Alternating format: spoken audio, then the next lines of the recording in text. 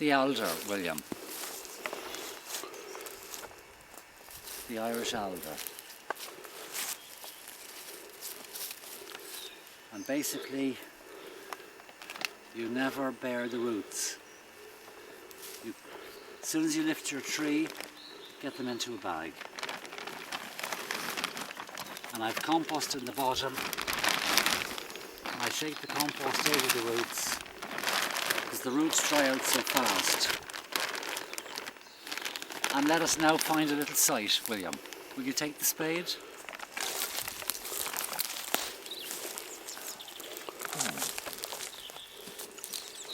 It's a beautiful view, Ted, up here. Beautiful, but Willie, how to get a house off and couldn't.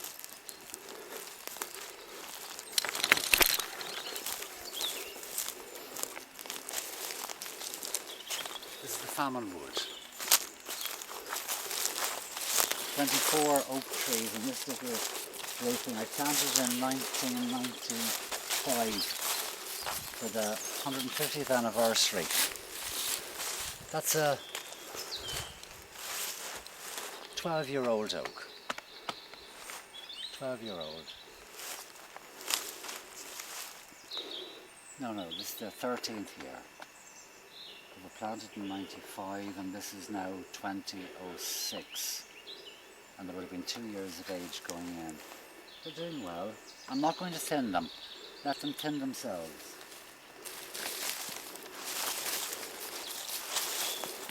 Mind yourself coming over the wire though.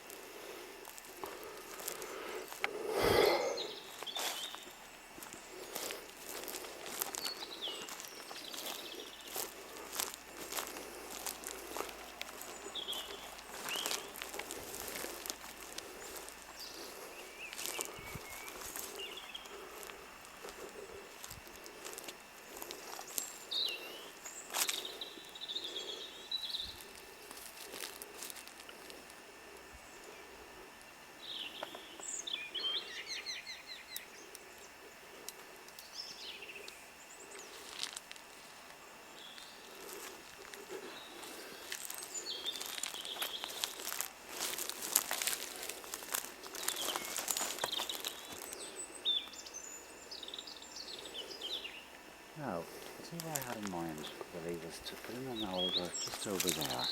So I'm going to start just a little bit of cleaning. Alder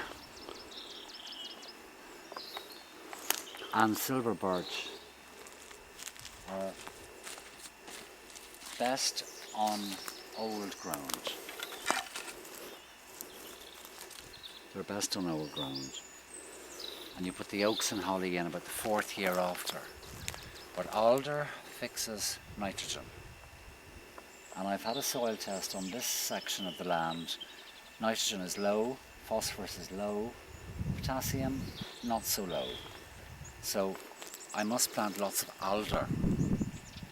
That's why I have about a quarter of all the trees I've planted. It's about 1,000 trees now. About a quarter of them are alder. So let's start moving in here.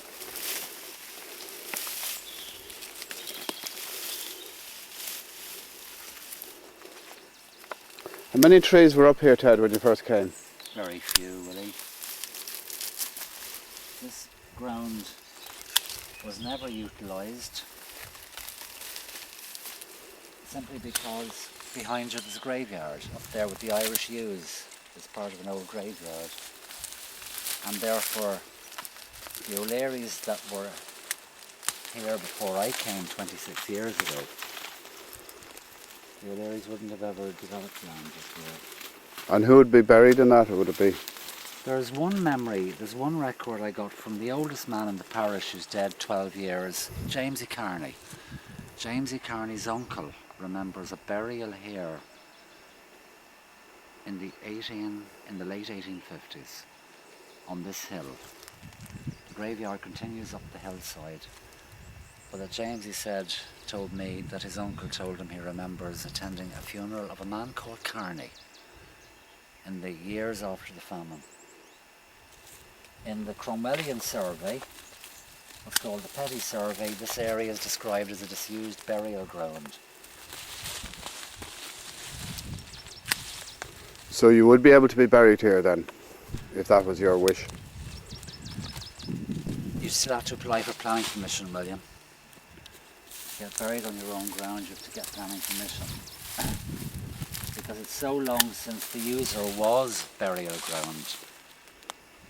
But I mentioned it to a couple of the neighbours, they've no problem with the idea.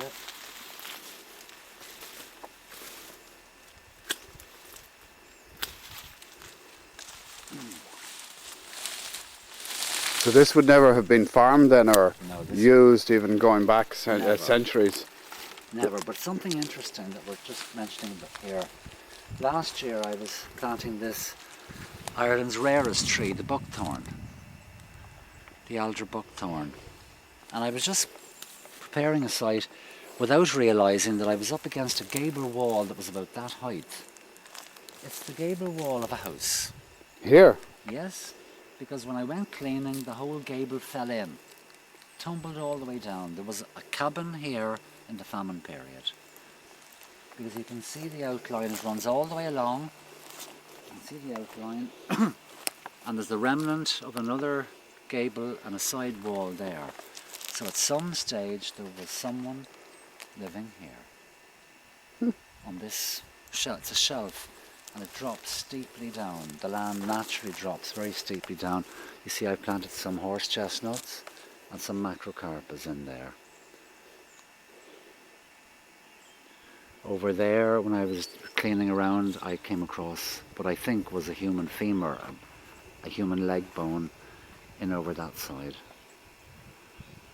So I thought, plant the land, plant where the people are resting. How old would the human femur be? It was a very eroded, long bone. Did you keep it, or? No, I buried it again at once. I told the local parish priest. The parish priest then was Michael Cahalane, and Father Cahalane, Reverend Cahalane, arrived, and he blessed the ground. And every year, the parish priest of this parish comes back here and blesses the upper grave, and comes in here and throws holy water around.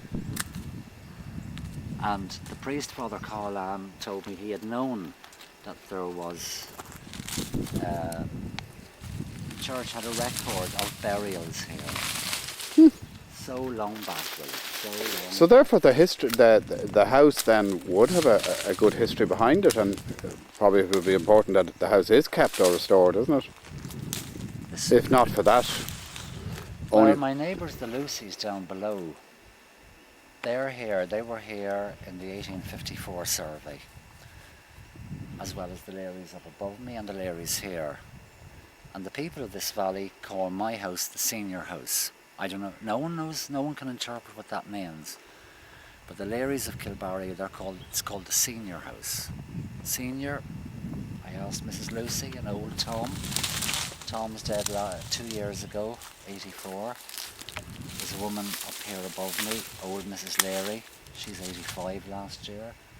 And she just says, the Larrys have the senior house. And when I asked, what does that mean? It's just, senior could be, were they politically correct of their period? 9 daughters, 3 sons born in the house. And you were telling me that some of them come back, or have come back to have... Nearly every summer, there's a group come from America, and there's another group come from Australia and visit me, and they have tea in the kitchen in their grandparents' and some of them great-grandparents' home. A lot of them went away to America and Australia to make a living. The landlord system in this parish was very intense, very wicked. The main landlords of Inchigeelagh parish were the Barters of Leamount, and that ended up in the ownership of a nephew of this house, Nicholas O'Leary, a barrister at law. And there's the Masters back in Inchigeelagh, the Masters family. They came in the 1670s under the Cromwellian land distributions organised by Sir William Petty, who was Cromwell's mapper. And there was Boyle, Boyle's Grove down below on the river. He was the Earl of Cork. The shooting lodge of the Earl of Cork, the Boyles, are in this parish.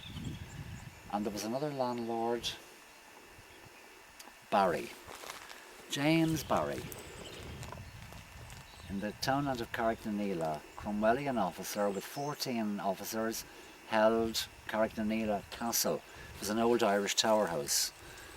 And eventually we find him Sheriff of County Cork, High Sheriff of County Cork, a few fields back here. The house is still standing. The house was burnt in 1822 by the Rockites, a crowd of white boys or Tories or woodkern in the parish. The pre-Fenian days, the Fenians started up in 1867. The founders of the Fenians, James Doheny and James Stevens and Michael Doheny, devised and created the IRB, or the Fenian movement, the Irish Republican Brotherhood, in this parish about 4 miles away in Cool Mountain House. There's great history in this parish. The nearest rebellion of 1798 there was no rebellion in this parish, but there was a major rebellion in Macroom. Ballinascarthy would be the nearest major confrontation with the yeomanry, with the reservist military. Ballinascarthy, I suppose, over there beyond Bale-na-Blaw. From here you can nearly see where Michael Collins was shot. Bale-na-Blaw is across the valley. And funnily enough, from here I can see Kilmichael, the great ambush of Kilmichael. The night of Kilmichael, of course, the 28th day of November, was it 1920? Cork was burned by the Black and Tans as a response to the great Kilmichael ambush. Neither of them are in this parish, but you can see both spots. Collins was shot, murdered, executed in Bale-na-Blaw over there, on his way to Macroom. And the Black and Tans lost their major defeat. The final defeat was down here at Kilmichael, called the Kilmichael ambush. As I say, outside the parish, a lot of history here, William. A lot of history in this country around here.